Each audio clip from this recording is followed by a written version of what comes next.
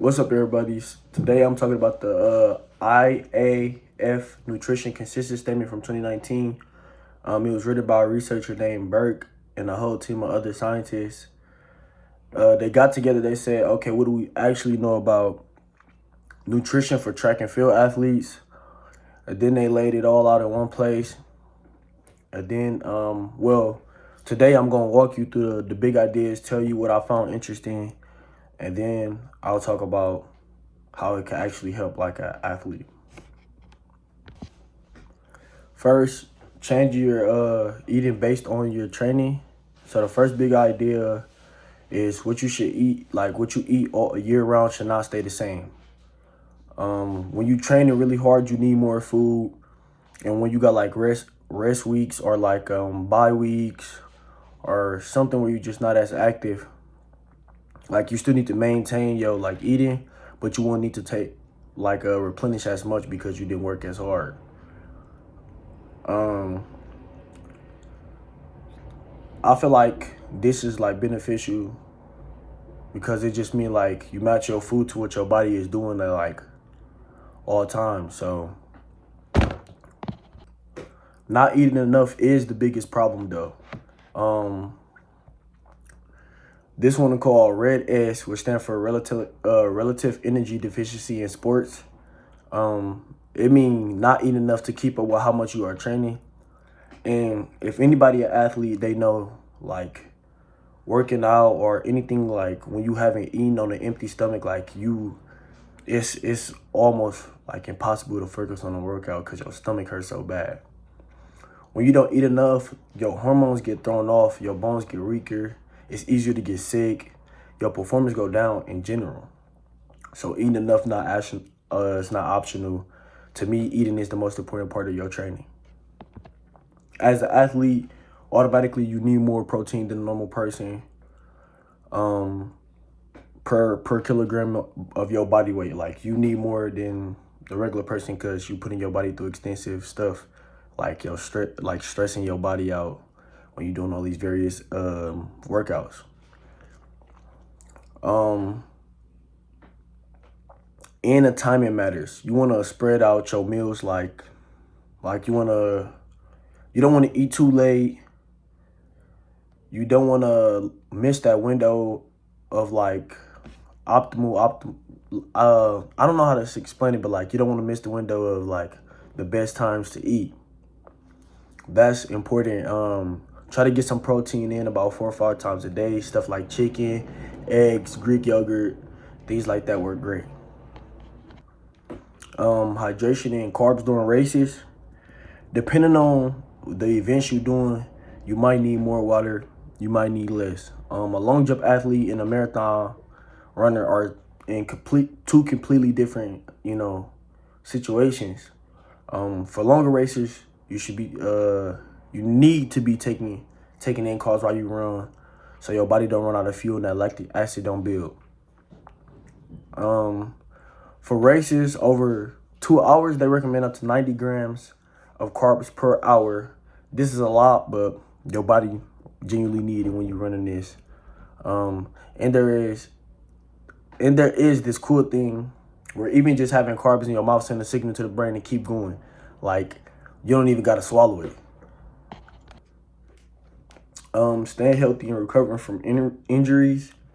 Training hard can actually make you more likely to get sick because it puts stress on your body, stress on your immune system. Eating well enough, getting your iron, vitamins, and not under eating, like to keep your immune system, like these is the easiest ways to keep your immune system up and running. For injuries, eating enough protein helps you not lose muscle while you're recovering because you can't do as much workouts. You know that whatever was messed up is gonna be a little bit weaker than everything else, and you tend to lose a lot of muscle during those times. But eating protein will help you keep that. They also talk about how vitamin C and collagen based foods may help to heal the tendons, but the research on that's still pretty new.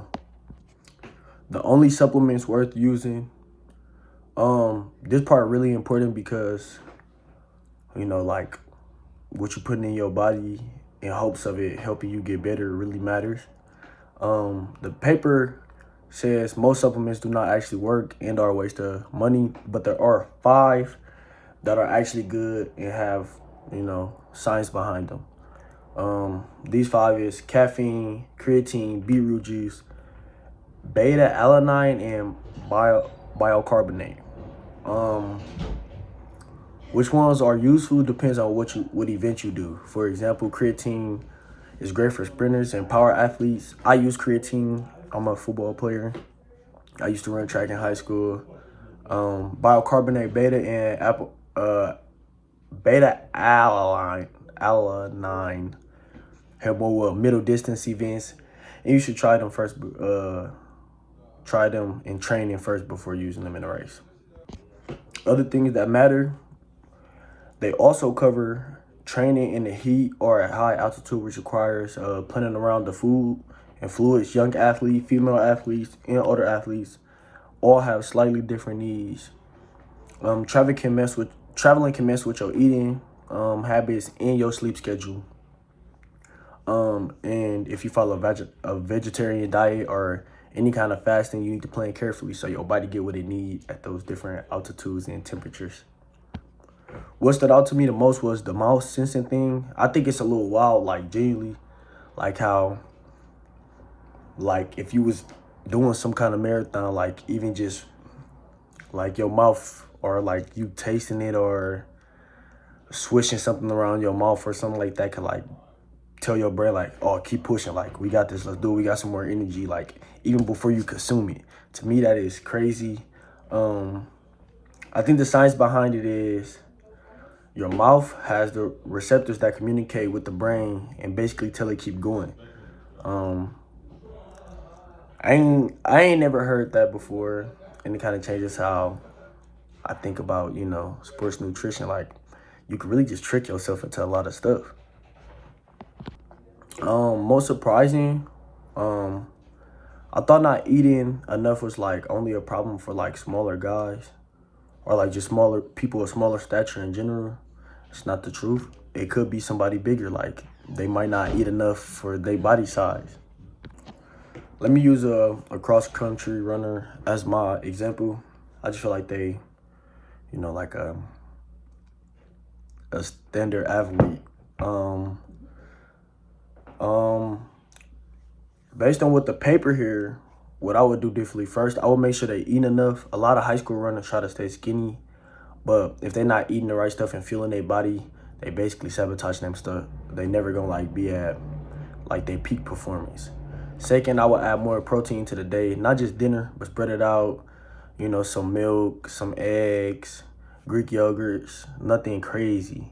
Third, for longer races or really hard training days, I would have them like eat a little bit, like while we in practice, like or like just a little drink, like some kind of sports drink. I don't know.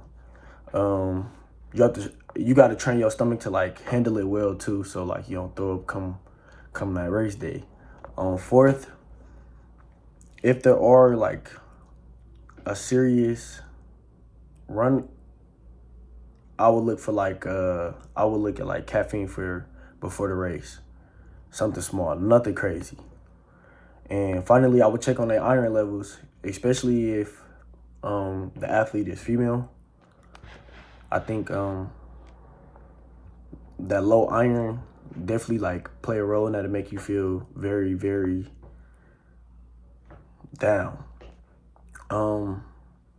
So that's the paper to my, explanation. The big takeaway for me here was there is no one size fits all plan. It just depends on you.